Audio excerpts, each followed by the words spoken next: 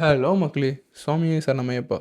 நெய் தேங்காய்க்கு தேங்காய்லாம் உடைச்சு, நெய் அபிஷேகத்துக்கு எல்லாத்தையும் எடுத்து அவன்ட்ட குடுத்தாச்சு. அந்த சுவாமி என்ன பண்ணாரு, நெய் அபிஷேகத்துக்கு டிக்கெட்லாம் வாங்கிட்டு அங்க கிளம்பிட்டாரு. நான் பக்கத்துல ஒருத்தவங்கள்ட்ட என் பேக்க பார்த்துக்கோன்னு சொல்லிட்டு நானும் ஹாஸ்பிட்டல் போயிட்டேன்.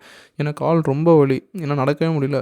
நடக்க முடியல மீன்ஸ் அது அப்படியே தோல் பிரிஞ்சிருச்சா, ஐ மீன் தோல் இதாயிருச்சு, பிஞ்சிருச்சு. ஸோ, அதான் ஹாஸ்பிட்டல் போயிட்டு மெடிசன்ஸ் போட்டுட்டு அங்கே பக்கத்துல கவர்மெண்ட் ஹாஸ்பிட்டல் இருந்துச்சு. சபரிமலையிலேயே. அவங்க வந்து எங்களுக்கு தேவையான மெடிசனு, ஒரு டிடி இன்ஜெக்ஷன் போட்டாங்க. நல்லா பார்த்துக்கிட்டாங்க. உண்மையிலே சொல்கிறேன். அவங்க வந்து லேட்லாம் எங்களை வெயிட்லாம் பண்ணவே வைக்கல. உண்மையிலே நான் சொல்ல போனேன்னா, சபரிமலையில் வந்து அந்த ஹாஸ்பிட்டலில் மட்டும் தான் நான் வந்து க்யூவில் நிற்கவே இல்லை. மற்றபடி மீதி எல்லா இடத்துலையும் க்யூவில் நின்னேன். அது மட்டும் தான் கொஞ்சம் மனசுக்கு இதாக இருந்துச்சு. போனோடனே மருந்துலாம் கொடுத்தாங்க, டேப்லெட்ஸ் அதெல்லாம் கொடுத்தாங்க. வந்துட்டு நானும் சாப்பிட்டுட்டு ஒரு டேப்லெட்டை போட்டுட்டு அடுத்த வேலையை ஆரம்பித்தாச்சு. போய் இது அரவணை வாங்கணும். அப்போல்லாம் வாங்கணும்ல சென்னைக்கு மக்களுக்கெல்லாம் கொடுக்க. ஸோ, அதெல்லாம் வாங்கிட்டு அங்கேருந்து கிளம்பியாச்சு. நானும் இவரும் தலைவரும் ஒரு ஃபோட்டோ எடுத்துகிட்டு இருந்தோம், செல்ஃபி. இது வரைக்கும் நாங்கள் எடுக்கவே இல்லை. அங்கங்கே போய் ஒழுங்கா எடுக்கவே இல்லையா, அதான். இந்த இந்த இடத்துல தான் வந்து தேங்காய் போடுவாங்க, தேங்காய் உடைப்பாங்க.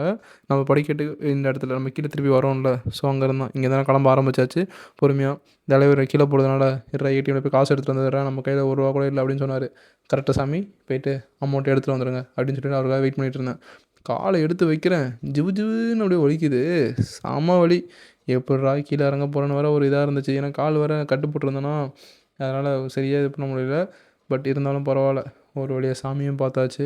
நல்லபடியாக கீழே இறங்கிட்டா மட்டும் போதும். நான் சொல்கிறேங்க, அந்த ஒரு போலீஸ் இருந்தார், ஐயா என்னை இந்த வழியில் விடுங்க அப்படின்றேன். அதெல்லாம் ஒரு மனசாட்சின்றது ஒன்று கிடையவே கிடையாது இந்த சபரிமலை இருக்கிற போலீஸுக்கு. நெக்ஸ்ட் வீடியோவில் தெளிவாக சொல்கிறேன், எவ்வளோ தூரம் கஷ்டப்பட்டு